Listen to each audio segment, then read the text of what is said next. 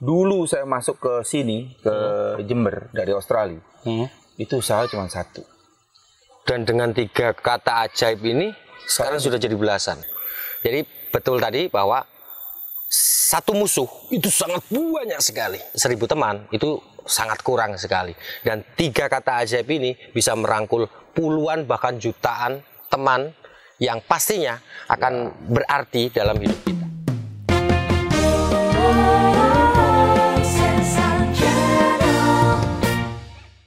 Assalamualaikum warahmatullahi wabarakatuh. Selamat pagi, salam sehat, salam sersan.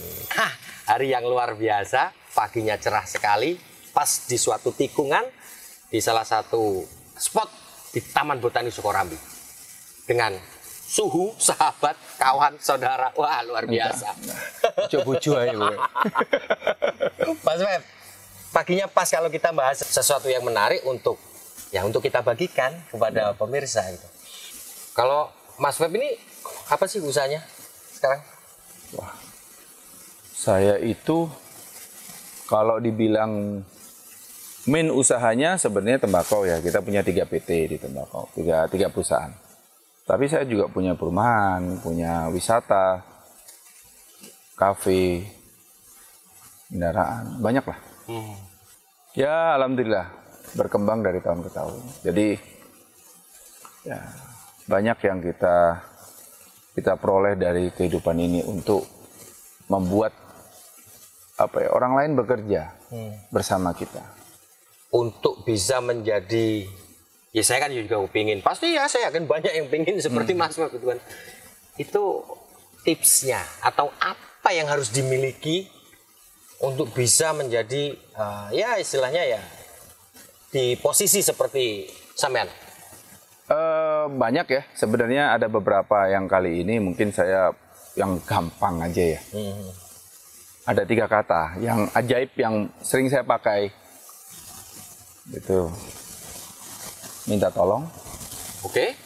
Mohon maaf. Mohon maaf. Terima kasih. Simpel banget, Mas. Nah, itu aja. Tiga itu aja udah jalanin semua ke semua orang. Itu membuat orang nyaman bersama Anda, membuat orang kadang-kadang lebih appreciate. Juga kita tidak punya musuh. Itu penting. Satu musuh itu sudah banyak. 1000 kawan kurang. Jadi hanya 3 hal yang simpel, yang sangat sederhana, dan tapi benar, saya pikir-pikir benar juga, Mas. Sekarang ya, apalagi di zaman digitalisasi katanya modern. Orang semua udah makin canggih dengan IT.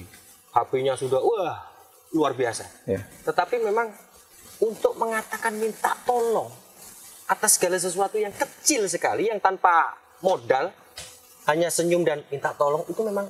Coba contoh ya, kalau minta tolong ya, kasus minta tolong. Minta tolong itu dengan bahasa tubuh ya, bahasa tubuh contohnya gini. Tolong atau kamu lakukan ini. Gitu, tanpa minta tolong. Oke. Orang itu kan punya kapasitas ya. Orang itu punya kemampuan 0 sampai 100. Begitu kata minta tolong, dia akan memaksimalkan kemampuan 100-nya. Contoh bikin kopi lah. Kalau bikin kopi, kalau orang nggak minta tolong, paling kasih kopi 2 sendok atau 1 sendok, kasih air panas, selesai. Tapi buat kopi yang enak, itu harus air mendidih, dikasih 2 sendok, ditutup, dimatiin, ditutup dulu, baru disajikan. Oke. Itu orang minta tolong seperti itu biasanya kalau mau dikasihkan. Minta tolong, Bi. Nah ini hal yang sering dilupakan. Minta tolong, Bi, buatkan kopi. Langsung dia. Dengan hati. Dengan hati. Nah, tolong itu mempermudah saya dan membuat saya temannya banyak. Hanya dari kata tolong? Ya. Saya hampir 500 WhatsApp lebaran ini saya jawab. 500 WhatsApp itu sudah luar biasa sekali. Ya, dan saya lakukan sendiri satu persatu. Dan setiap WA yang masuk selalu sendiri satu balas itu. Kan ya, calonnya juga lihat. Saya juga dibalas. Iya, dibalas satu persatu. kadang saya tambahin apa, satu persatu saya pikirin orang. Karena kita harus low profile hidup itu. Ngapain high profile kalau nggak dapat apa-apa? Mendingan low profile kita dapat berkah, dapat manfaat, syukur-syukur dapat pahala. Kan gitu. Itu dari kata Nah, tolong. Tolong itu ya mungkin banyak orang yang mengartikan kata itu lebih hebat lagi. Tapi kalau saya, tolong adalah suatu kewajiban buat saya. Biasanya kalau tolong ditutupi dengan terima kasih.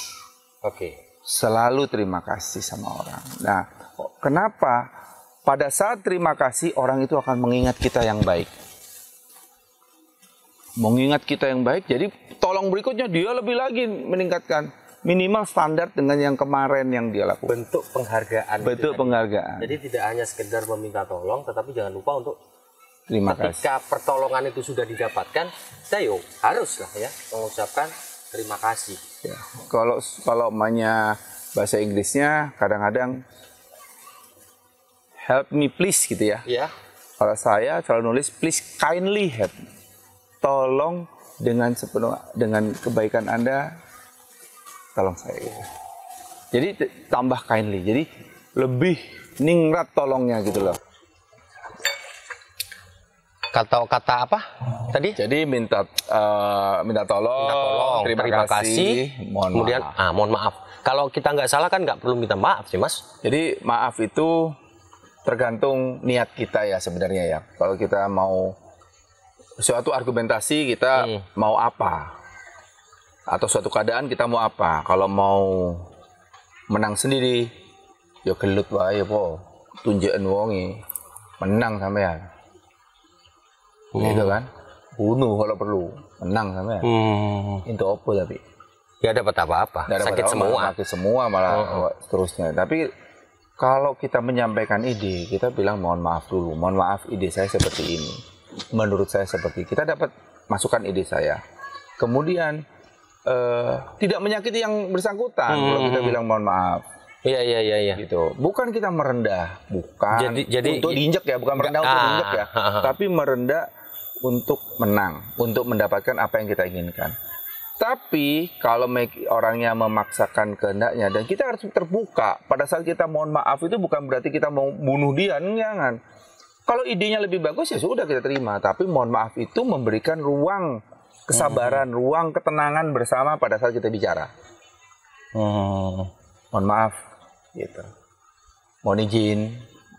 Jadi seperti itu saya jalankan. Tidak banyak usaha saya yang tidak sedikit usaha saya yang berkembang. Sekarang udah belasan. Dulu saya masuk ke sini, ke Jember dari Australia. Itu usaha cuma satu. Dan dengan 3 kata ajaib ini sekarang sudah jadi belasan. Dan itu banyak orang konsep ke saya. Karena pertemanan. Dan saya tahu, oh kalau orang ini memaksakan kehendak, berarti orang ini berbisnis agak sulit. Tapi paling enggak kita sudah tahu dari pembicaraan itu. Kita turun, kita bisa lihat orang itu karakternya seperti apa. Setelah itu baru kita mulai, kalau dia berbisnis ada stepnya. Nanti topik berikutnya saya akan coba untuk bahas bagaimana memulai usaha. Cuman kali ini saya 3 kata kunci itu dulu pertama. Ini luar biasa, hanya dengan 3 kata ajaib. Ya. Dan ini dengan kata tolong, maaf, terima kasih, ini tidak membuat kita menjadi rendah diri, tetapi justru membuat kita menjadi orang yang akan dihargai karena bentuk penghargaan kita kepada orang lain. Betul. Seperti itu ya, Mas. Jadi mohon maaf itu membuat kita lebih banyak teman, lebih banyak jaringan juga. Tapi ada satu mohon maaf itu yang selanjutnya, yaitu jangan diulangi kesalahan kita. Oke. Orang itu kalau Pak mohon maaf, saya terlambat. Besoknya terlambat lagi, mohon maaf lagi. Lusanya dia mengajukan proposal bisnis, forget it, nggak akan. Oke. Tidak hanya sekedar on time ya, tapi juga mohon maaf itu orang itu ada batas memaafkannya. Dengan topik yang sama biasanya maksimal itu 2. Oke. Jadi seumur hidup loh ya. Jadi you telat 2 kali, mohon maafnya 2 kali, sudah langsung cacat di depan orang itu. Oke. Contoh itu contoh. Jadi kita kalau udah, kita bagaimana menjadi manusia sesempurna mungkin. Menurut kita loh ya, menurut kita. Tidak ada manusia yang sempurna, tapi sesempurna mungkin. Yaitu jangan berdiri di atas kepalanya orang lain. Jangan menginjak apalagi ya. Jangan diinjak kita. Kita diinjak boleh, kita bilang mohon maaf, terima kasih injak, tapi orang itu jangan kita, sudah, kita jangan bermusuhan sama orang itu juga, jangan sampai kita juga membuat orang itu terluka. Jadi kita kalau main diinjak gitu ya, ya mohon maaf. Oh ya, kalau gitu saya waktunya belum tepat, terima kasih ya. Pergi kita. Tapi jangan, orang itu kan tidak bermusuhan sama kita. Tapi juga kita jangan dekat sama orang itu. Tapi kita akhirnya tahu posisi kita di mana sama orang itu. Kalau kita merendah, lebih gampang. Pas. Kehidupan itu. Jadi barusan Mas Web berbagi tentang bagaimana memulai usaha. 3 kata kuncinya dulu. Jadi betul tadi bahwa satu musuh itu sangat banyak sekali. 1000 teman itu sangat kurang sekali. Dan 3 kata ajaib ini bisa merangkul puluhan bahkan jutaan teman yang pastinya akan berarti dalam hidup kita. Next, janji beliau adalah mau berbagi tentang banyak ya. Kita antara lain itu berbagi tentang bagaimana bisnis. Saya itu kan lulusan TI. Oke. S1 di informatika. Kemudian training short course atau melekat pada seorang akuntan publik. Jadi saya dilatih oleh almarhum bapak saya untuk menjadi orang akuntan dan orang tobacco man. Jadi karena saya macam-macam sektor dan keahlian, karena saya menyesuaikan sama orang, kebutuhan orang. Saya berniat menjadi warga negara lain, terus kembali ke Jember.